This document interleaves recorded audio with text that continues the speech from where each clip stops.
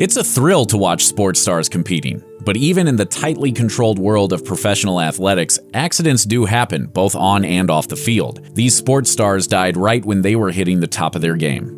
It may not have been too surprising initially when Davey Allison died in a crash. He was a NASCAR driver and the son of the great Bobby Allison, who retired in 1988 after a near-fatal car crash, and the brother of Clifford Allison, who died in a crash in a 1992 practice race. The type of crash that killed Davey, though, probably wasn't the one people were worried about.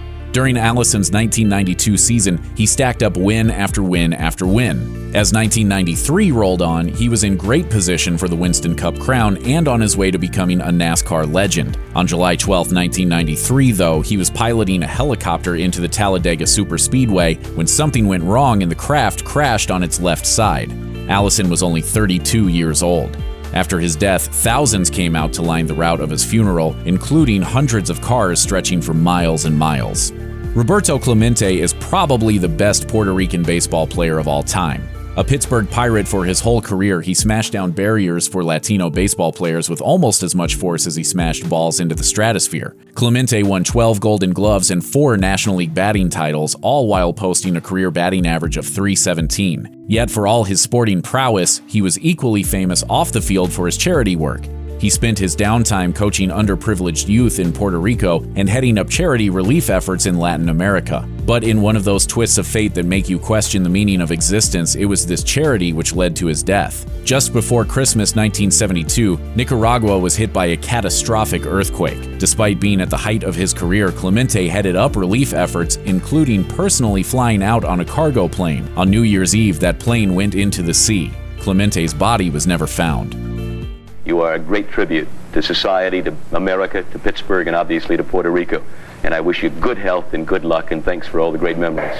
In 1975, Don Wilson was famous as a pitcher for the Houston Astros. He had a reputation of inconsistency, but he was capable of kicking insane amounts of backside. Soon, however, he would be famous for a far less happy reason. Wilson could have been up there with the greats. All the way back in 1965, when he was only 19, observers were remarking on his mysterious ability to make the ball do whatever he wanted. By the time he hit the big leagues, he was throwing pitches that defied the laws of physics, weaving and curving like something out of a game of Quidditch. He was also famous for, along with one of his white teammates, becoming the first pair of integrated roommates in the majors. On the afternoon of January 5, 1975, police responded to Wilson's garage to find him slumped inside his car, dead from carbon monoxide poisoning, his bloodstream full of alcohol. His son was also dead as carbon monoxide leaked into an upstairs bedroom above the garage, while his wife and daughter were critically ill, and his wife had an injured jaw she couldn't explain. But rumors persist that he killed himself or that this was a domestic dispute turned deadly. If you're a Yankees fan, just reading the name Thurman Munson can send a shiver down your spine. One of the greatest catchers of the 1970s, he racked up accolades like most people rack up wrinkles and receding hairlines. He was a 7-time All-Star, 3-time Golden Glove winner, and 2-time World Series champion, while also nabbing the 1976 AL MVP award. On August 2, 1979, Munson was perhaps the most popular Yankee on the team. On that hot, sultry day, he took off in his plane to show off his piloting skills for 2 friends. At that point, he'd been flying for a year and a half and was on his 4th plane. Unfortunately, while practicing touch-and-go landings, Munson unintentionally stalled the plane and crashed into some trees. Although he survived the crash, he didn't survive the subsequent fire. Shattered, burned, and broken, he died of smoke inhalation before help could arrive, though his 2 friends managed to survive. His death was so shocking that the Yankees left his locker untouched until their stadium was demolished in 2010. A founding member of Japan Women's Pro Wrestling, Plum Mariko was once one of the biggest sports stars on the Asian scene. Although she played second fiddle to bigger names, she was still a big enough draw to headline shows. After a period away from the ring in the 90s due to injury, she returned looking like her star could finally go supernova, if only she could get over some gaps in her memory and strange headaches she kept having.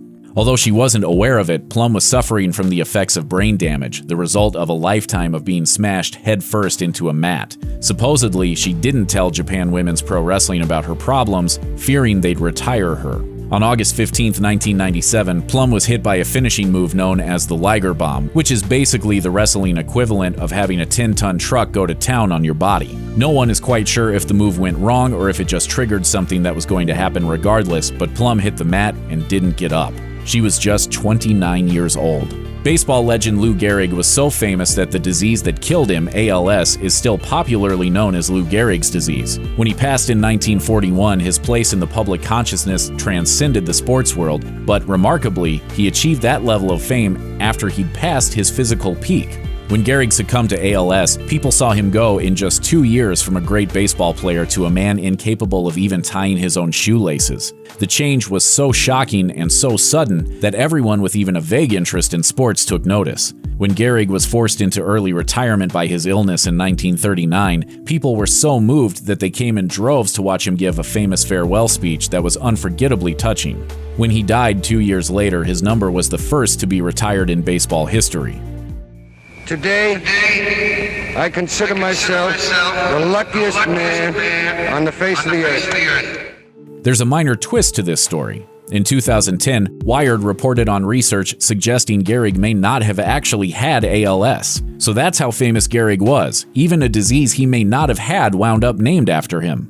A sprinter from Somalia, Samia Omar was one of only 2 athletes the war-ravaged nation sent to the 2008 Beijing Olympics. Desperately under-equipped, she nonetheless qualified for the 200-meter dash at the age of 17. She stood on the starting block in her loose t-shirt, donated sneakers, and black leggings and watched as her competitors proceeded to disappear in a cloud of dust. Omar placed last by several seconds, but the crowd didn't care. Seeing how hard she was trying, they gave her the biggest cheer of the entire night. However, Omar was embarrassed by the applause. It made her realize how poor training was back in Somalia, and she returned determined to improve things for the 2012 London Olympics. Sadly, her future would turn out to be far less uplifting than the reception she received. Although she was famous back home, Omar found herself by 2010 living in a displaced persons camp after militant group Al-Shabaab overran the capital of Mogadishu. She decided to make a break for Europe, hoping to get the training she craved. She spent a year being smuggled from Somalia to Libya, finally boarding a boat bound for Italy in spring 2012. But she never made it. After the boat ran out of gas, a rescue boat threw some ropes to get people to safety, and in the chaos, Omar was accidentally knocked into the water and she tragically drowned. There's a good argument to be made that Tom Simpson was Britain's greatest cyclist ever, but hanging over his legacy is the manner of his death and its possible connection to performance-enhancing drugs. But it wasn't until his untimely death at the age of 29 that it was discovered he was regularly using amphetamines. The year was 1967, and Simpson was riding the 13th stage of the Tour de France. Just 5 years before, he'd become the first Brit to ever wear the fabled yellow jersey. In the meantime, he'd also become the first British road racer world champion, BBC Sports Personality of the Year, and the winner of a galaxy of smaller races, titles, and trophies. He'd also turned his bloodstream into a steady flow of alcohol and speed. Simpson was nearing the summit of a mountain when he appeared to have suffered a massive heart attack and fell from his bike after veering across the road. So determined was he to win that he begged to be put back on his bike. After a short distance more, his bike began to wobble. He was held up by spectators who discovered that he was unconscious with his hands locked onto the handlebars. They escorted him to the side of the road and laid him down. This time, he didn't get up.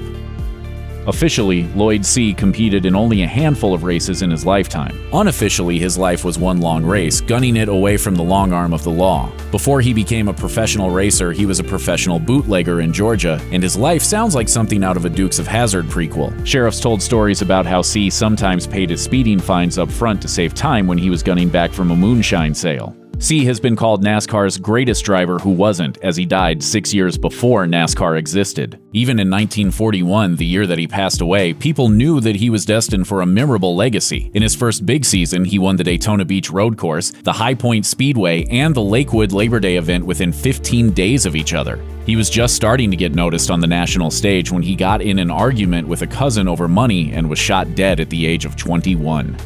In 2006, the London Telegraph described British runner Lillian Board as a golden girl not so much touched by stardust as smothered in the stuff. It's a description that shows how potent her memory still is decades after her death. She exploded onto the athletics scene at the 1968 Mexico City Olympics, winning a silver medal in the 400 meters at the age of 19. The next year, she nabbed a gold in the 800 meters at the European Championships and was a part of the winning UK team in the 400-meter relay.